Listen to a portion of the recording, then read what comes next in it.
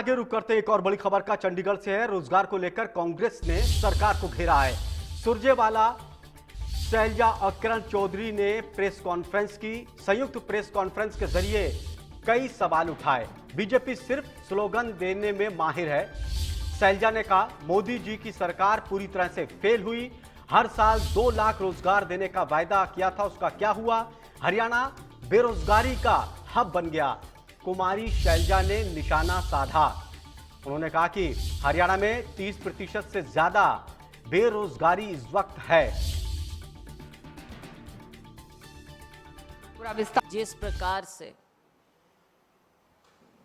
Bharatiya Janata party की सरकार चल रही है और चल क्या रही है, हरियाणा तो मानो स्टैंड स्टिल पर आ गया है। नाम की सरकार, युवा बेरोजगार। आज के दिन हमें दुख लगता है कि जहां देश को आगे बढ़ना चाहिए था, जिस प्रकार से कहा जाता था, और ये भारतीय जनता पार्टी स्लोगन देने में माहिर है। डबल इंजन सरकार, फलानी सरकार, केंद्र की सरकार, मोदी जी की सरकार पूरी तरह से फेल है। कहाँ 2 करोड़ रोजगार हर साल मिलना था, लेकिन अब आलम यह है कि खुद प्रधानमंत्री जी को आखिरी साल में आकर 70,000 या 71,000 रोजगार के कार्ड खुद देने पड़े दिखाने के लिए। कहाँ गए वो वायदे? हरियाणा की हम बात करें, यहाँ पर भारतीय जनता पार्टी की सरकार 9 साल हो गए, और अगर हम 19 से अब तक देखें, पिछले 5 साल का आंकड़ा देखें, तो साथियों ये सरकार तो हमारे युवाओं के लिए एक अभिशाप साबित हुई। कोई तो बेरोजगारी को लेकर कांग्रेस ने निशाना साधा केंद्र सरकार के ऊपर। कहा कि वायदों का क्या हुआ? उधर सीटी को लेकर रणदीप सुरजेवाला ने सरकार को घेरा। बेरोजगारी का सबूत 11 लाख परीक्षार्थी जिन्होंने सीटी दिया। सीटी में 3,59,000 बच्चों को पास किया। सुरजेवाला ने कहा यह रिजल्ट ही डिफेक्टिव है। सुरजेवाला ने कहा कि सोशियो इकोनॉमिक के नंबर भी गलत जोड़े गए। तो परीक्षा को लेकर भी सवाल खड़े किए। उन्होंने कहा कि सिर्फ परीक्षा करा दी जाती है, उसमें भी फॉल्ट होता है।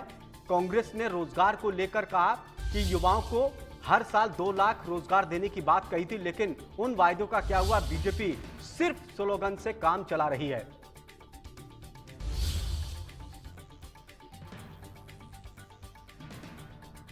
कसूर का सबूत और उसकी दर्दनाक कहानी कहने वाले वो 11,22,000 नौजवान हैं जिन्होंने कॉमन एक्सप्लॉयटेशन टेस्ट के लिए अप्लाई किया। साल 2019 से ही सीईटी के नाम पर हरियाणा के युवाओं को बेवकूफ बनाने की कोशिश की जा रही है।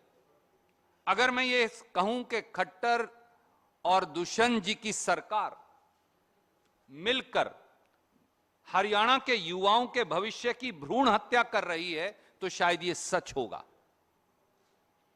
2019 वाली सारी भर्तियां सीईटी में दे दी गई।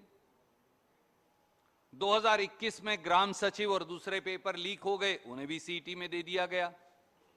अब हम 2023 के मिड में हैं, जुलाई का महीना अब हम पहुंच गए, तो आधा साल फिर बीत गया। तो 19 से 23 तक का समय तो सीईटी करवाएंगे और उससे फिर पेपर करवाएंगे, इसी में लगा दिया। 11,22,000 बच्चों ने दरख्वास्त दी। 4 शिफ्टों में आखिर में एग्जाम हुआ, बड़े मोल तोल के बाद 5 और 6 नवंबर 2022 को। 10 जनवरी 2023 को रिजल्ट आया। रिजल्ट में 2,92,000 बच्चों को उन्होंने पास दिखाया। पब्लिक डोमेन में नहीं डाला, आखिर में फिर कोर्ट में गया और 29 जून 2023 को 2,92,000 से बढ़ाकर 3,59,000 बच्चों को पास दिखा दिया गया। ये सीईटी का रिवाइज रिजल्ट भी उन 11,22,000 बच्चों से भी और 3,59,000 युवक और युवतियों से भी जो हरियाणा के हैं, उनके भविष्य से क्रूर और भद्दा मजाक है। घुमाते रहना उनको बस नौकरी। इस दौरान किरण चौधरी ने भी बेरोजगारी को लेकर केंद्र और राज्य सरकार को घेरा। उन्होंने कहा कि हजारों भर्तियां कोर्ट में इस वक्त लंबित हैं, सारे पेपर लीक हो जाते हैं, 1 साल के लिए कच्ची नौकरी दे रहे हैं, सिर्फ 1 साल के लिए। साल 2018 की परीक्षा का नतीजा अभी तक नहीं निकला। कानून व्यवस्था प्रदेश में पूरी तरह से फेल है। कानून व्यवस्था को लेकर भी किरण चौधरी ने घेरा। उन्होंने कहा कि बेरोजगारी के नाम पर सिर्फ पेपर होते हैं, वो भी लीक हो जाते हैं। कोर्ट में नौकरी को लेकर मामले चल रहे हैं, 1 साल के लिए सिर्फ कच्ची नौकरी दे दी जाती है।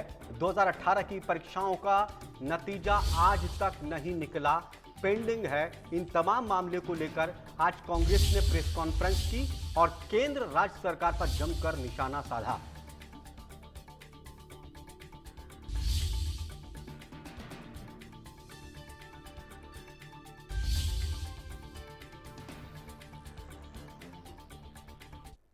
कि किस तरह से ये कॉमन एलिजिबिलिटी टेस्ट तो एक्चुअली एक्सप्लॉयटेशन टेस्ट बन गया है और किस तरह से हमारे बच्चों के साथ इतना ज़बरदस्त खिलवाड़ हो रहा है। शैलजा जी ने बताया कि किस तरह से 2 लाख पद जो हैं आज हरियाणा के अंदर खाली हैं। 2019 से लेकर 2023 के बीच कोई भी बड़ी भर्ती नहीं हुई है। युवा जो हैं वो दर बदर की ठोकरें खा रहे हैं, हताश हो रहे हैं, बुरे हाल उनके हो रहे हैं और सरकार जो है उसके कोई फर्क ही नहीं पड़ रहा है। एक तरह से इतना ज़बरदस्त माहौल जो है नौजवानों का जो है ये सरकार ने बना दिया है। आपको याद होगा कि जब ये डबल इंजन सरकार 2 बारी बनी है, वायदा किया गया था कि 2.5 करोड़ नौकरियां हर साल जो हैं नौजवानों को दी जाएंगी। अब 2.5 करोड़ की तो बात छोड़िए, यहां तो 2 लाख नौकरियां जो लंबित पड़ी हैं 2019 से, उन नौकरियों को आज तक नहीं भरा गया है। और किस तरह से नौजवानों के साथ खिलवाड़ हो रहा है, क्यों कोई।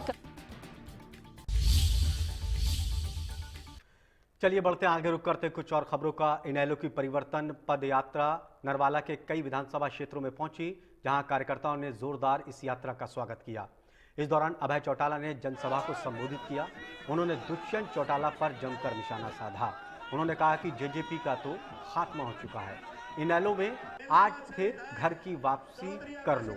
अभय चौटाला ने कहा जहां देश में बिगड़ रहे हालात को लेकर केंद्र सरकार को जिम्मेदार ठहराया। उन्होंने कहा कि इनेलो की सरकार में हर वर्ग उन्नति की राह पर था, मगर इसके बाद 10 साल कांग्रेस ने राज किया। बाद में बीजेपी और जेजेपी की सरकार प्रदेश को चला रही है।